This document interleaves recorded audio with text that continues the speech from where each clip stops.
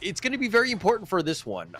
But again, I think that the Nongshim draft, to me, it's sticking to their strengths. RWE are kind of they're playing high risk, high reward, and if they're able to do this, they were very close in the game one with that lineup. They had a very good strategy, but they weren't able to kind of close the deal. That's my biggest worry, is that you can get yourself in a good situation where you're able to kind of, put yourself in a position to win, but are you able to close the deal? Yeah, exactly. The killing blow is really important, because if you don't get the killing blow, you allow that farm to really just accumulate. I think it's going to be against your favor, right? And at this point, Nongshim, I think they're going to feel a lot of pressure in the farm lane, because that's one of the biggest win conditions on both sides, which is how well does the farm lane do. Danny on the early, we all know a late game early is an instant burst machine. Yeah, but again, very, very squishy, right? Like, he has the potential to just kind of burst you out and lit step away. Kind of similar to like the Loong in that way of just kind of, do your high damage, get on out of there, you should be fine. And I do think that Danny is definitely a capable player of being able to play this early at that high level. But it's tough because you're going up against Faye, which has that control, the Unbridled Outburst, then Siri, who has, a decent amount of burst himself. So you got to be able to play that one. Yep, first move coming out from the side of Nongshim will not be too big of a moment, but they get the first blood potentially. The passive not going to work out. Tunski gets taken down, first blood. Once again, Nongshim get the first hit of the game. It's not under Danny, which is a good news, but still, it is a deficit that they need to start recovering from. Yeah, good, nice little rotation. I mean, RWE had the numbers to kind of deal with that. Unfortunately, their positioning was a little bit off, and HoK just hitting 4 at the right time, just saving it up, understanding that Tunski was the low one, and to be able to get that final killing blow, pretty huge for him. Nice rotation there, and it paid off in spades. Yeah, looks like they want to try and catch out 7jin. He's going to be forced to go back for the time being, but the pacing by Nongshim really quick. And RWE, they have to take a consolation prize in terms of the boars. Yeah, and you have to steal whatever you can, right? You cannot let HoK get going. He's the type where you got to slow down in some fashion or another. But checking this replay, you're finding him out. Faye, he was actually, Siri, kind of baiting him out by getting a little bit low, using that life as a, just bait, and being able to just kind of get it, dangle it a bit as bait for RWE to potentially go for it. But he had that rolling raid, so Siri knew he was fine at the end of the day, but just buying enough time for HoK to get in there. Yeah, putting the Savior in Leaping Savior, right? I think Faye is doing a really good job. And the fact that, hang on, 7jin gets taken down 2v1. And this is a horrible start for the side of RWE. And it might get worse here, but the backup comes in from the side of Rough War Era, and Nongshim, they're content because they already have the lead. They don't have to push too hard. Yeah, don't need to push too hard. I mean, it's 1K, and it looks like HoK still continuing on. Arise taking a decent amount of damage here. But it looks like Arise will be fine. Yeah, I don't think they're going to be doing too much, right? I mean, at this point, Danny, he's under a lot of pressure, and I don't think there's a save coming in. Faye is pretty tanky at this point. Level 4 already, and I don't see how RWE can punish. There is no opening. Yeah, you need the catch, right? And they don't really have a whole lot of that. I mean, later on, maybe when you have 7jin kind of dash through, gets his whatever to kind of pull people around, but just seeing that he's all the way in the top lane, you don't really have that control. Everything is very linear in terms of, what can potentially run at you, because if you know where the Tunski is, his taking liberties is not going to really hit you because, again, you know where he's coming from. It's a very linear approach. Yep. So it sounds like, and it looks pretty much the same as game number 1, right? There's not enough control coming in from the side of Rough War Era, and they will rely on 7jin quite a lot. And at this point, this first Tyrant of the game, it looks like it's pretty much in the bag for Nongshim.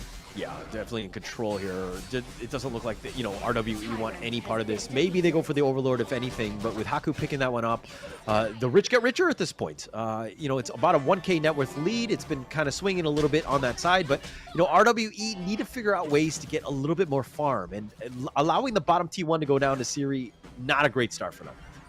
Yeah, at this point, Danny trailing behind Siri. He will hit that level 7 at this point. But once again, Siri, they have left up one jungle camp for him to farm. So he's consistently just ahead in EXP. Even by just half a level, there's a big difference. Because he's going to hit his additional skill just a little bit earlier than his counterpart, Danny. Yeah, I mean, it's huge, right? Especially early. You definitely want to be higher level in terms of experience as well as farm.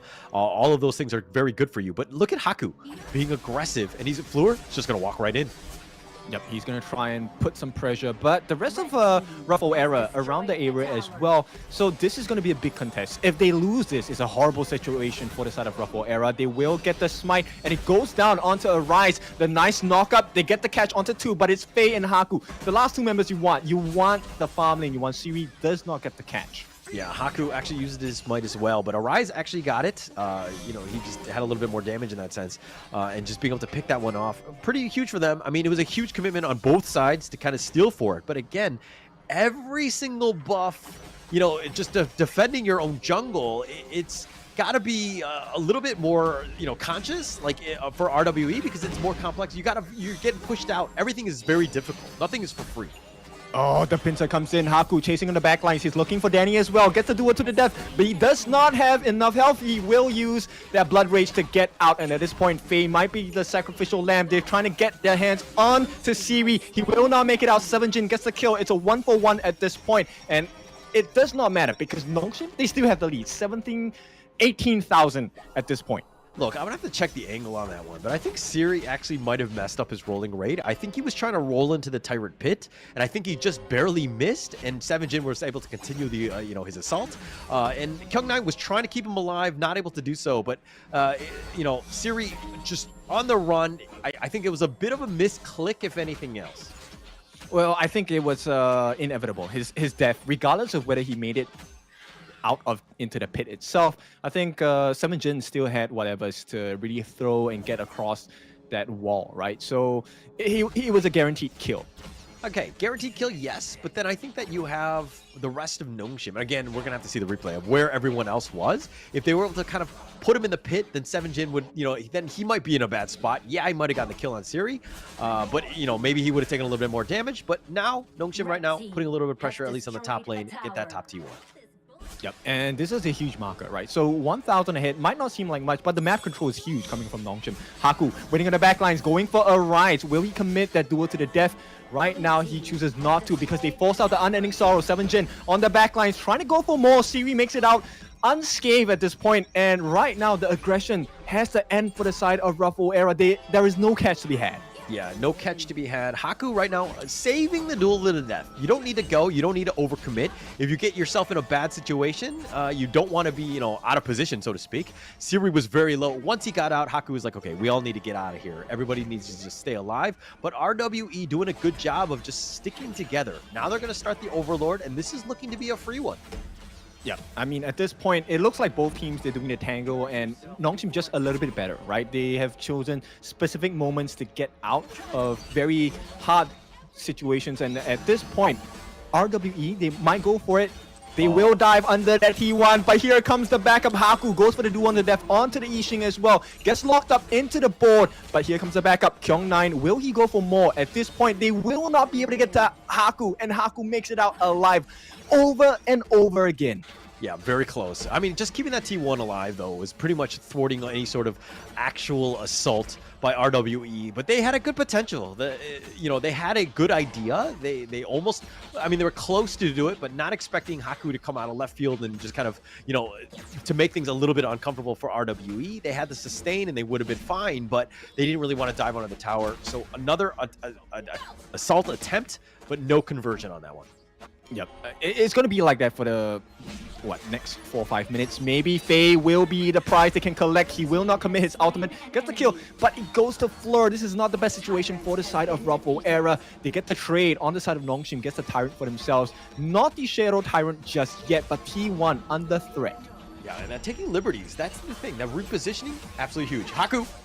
He's going to go in, gets the Blood Rage down as well, but it's a big overcommitment. 7jin gets the kill. This is a big turning moment. 7jin will move back. Here comes the potential heals. No, Arise has no more ultimates, no unending sorrow, but they get a T1, so that's a good situation. But on the back lines, we might be looking for an opening onto Kyung9. Who does he pick? He picks out Danny. He gets the kill as well. Kyung9, the hero for the side of Nongshim. Here comes the backup. He might have to give his life. But Siri, he feels confident. He wants to go in for more. He needs to back out. And Nongshim, they still take the win here. Oh, Kyung9, you are a brave, brave man. He saw all 4 of them, and he was like, oh yeah, no, I can still get this kill onto Danny, and I can get out scot-free, essentially. Kyung9 playing the Charlotte to the maximum there, and being able to take a bit of a high-risk, high-reward play, and he actually got rewarded on that.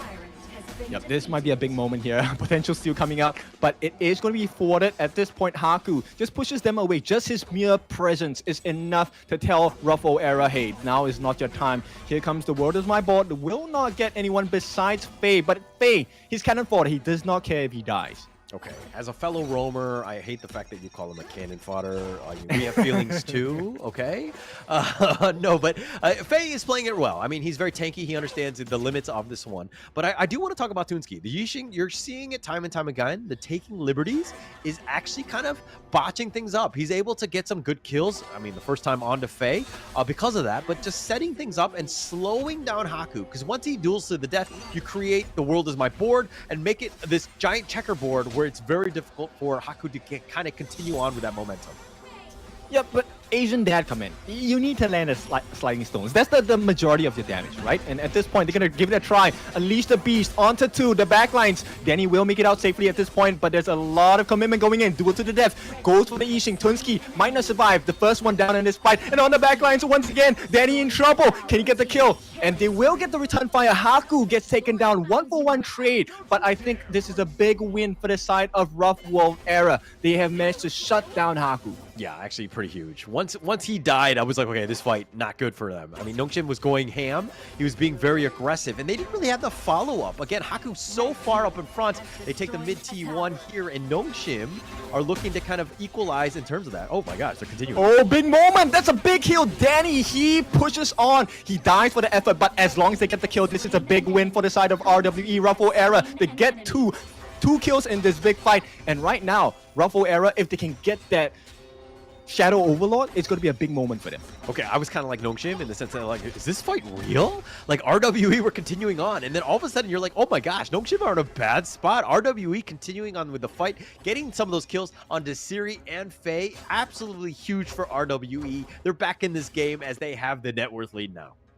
Yeah, they understood that they need to be tenacious about their efforts and they need to trudge on, right? I think that was the best decision ever. Maybe not too much damage coming out from Arise with the Unending Sorrow, but nonetheless, it's a big momentum swing, right? Right now, 7jin, he goes up 1v2, might have to give his life here. HoK going for the chase as well, the knockup, but 7jin, he's not long for this world. Will trying to make it out. Duel to the death, the shutdown. 7jin does not make it out. Yeah, HoK saving that duel to the death, realizing that this is the last one. Like, if you play your trump card, okay, I have my trump card. I'm going to be able to chase you to the ends of the earth. You're not going to get away from HoK. Understanding that. And again, HoK, he's great on the Musashi, and there's a reason for that, but you got to get him going. Him dying that one time was actually pretty huge for RWE to get back in this game. Yep, and the opening to even things out, put a cap on it, because right now Nongshim, they will be going for that Shadow Overlord. No contest coming in, it's not a good position to try and contest for that anyway, and thus, Nongshim swing things back into their favor. Yeah, I mean, this is as 50-50 as it gets. If we're talking about drafts alone, who has the edge in the late game? Honestly, I think late game goes to RWE era because Toonski, he will be able to get a lot of damage, but this is on the basis he lands that world is my board. He needs to lock them in. Okay. If not, there's no damage coming in. Yeah. No, I see that. I mean, but like whenever you have a Lady Soon and a Musashi, I'm almost thinking late game, like they're fine, right? Like I think that they're able to contest, but again, I think it's more of the control that you're talking about from Toonski, right? Being able to kind of, dictate the fight. Maybe you get that pick off and then turn those fights 5 versus 4, and I think you're gonna have a good time. Yep. Potential situation. I mean, if HoK commits that duel to the death too early, it could bait his entire team to step into the world of my board. And I think that's the situation that RWE era are waiting on, right? But as it stands now, Siri already, I think, should be at maximum itemization. So that's not going to be an easy situation to get out of. Yeah, look at those towers just getting completely whittled down here. Siri just like making mincemeat of them and forcing it out, but Arise all the way up in front. Big damage, going to be forced to use the Unending Sorrow, and right away, Siri, he's able to do this over and over again. No major commitments coming out from the side of Nongshim. Most ultimates are still available. Only illusion left in terms of waiting for the cooldowns, but Nongshim, like we said, advantage going to them at this point. 15 minutes in. We definitely have the advantage here. I mean, it's 15 minutes here. The Shadow Tyrant is going to be picked up. Faye all the way up in front. Oh, they're going. Yep, duel to the death, gonna be put up on the backlines as well. They go in, the Charlotte, he's doing so much work. Will give his life for the cause, and finally the lockdown onto 4, but there's nobody near. And at this point, Jin uses the flash. Can he get the catch? This is a big moment. Gets the pulling with the whatever as well. They will get the kill. Illusion gets taken down. And here we go, Tunski survives once again. They get the kill onto Haku. A big turnaround, and Rough World Era, this is their time. Oh, this is definitely their time. They've been forcing it out. Kyung9 all the way up in no man's land. He was in the heart of the enemy team, and he just got blown up. You cannot take a fight when, you know, Kyung9 is all the way in the back line trying to do something 1 versus 4. You're just not that type of hero, and now they paid, and now it looks like they want more. Yep, that was a huge catch. Faye the last one to make the stand, but nothing matters at this point because Rough World Era are here to play, and they get the second game of the series 1-1. Everything tied up. I'm sorry, did you just blink? Because that's how RWE just got back in this game. Just a single team fight, a little bit of a bad positioning by Nongshim. And I mean, this is kind of something that we've seen from this team, right? They do make some mistakes. There are definitely opportunities, and RWE capitalized on that. They saw the opportunity. They were able to figure things out. Things were very neck and neck. That was a 50-50 game, but once you lose that team fight, you lose 3 members, you're not going to have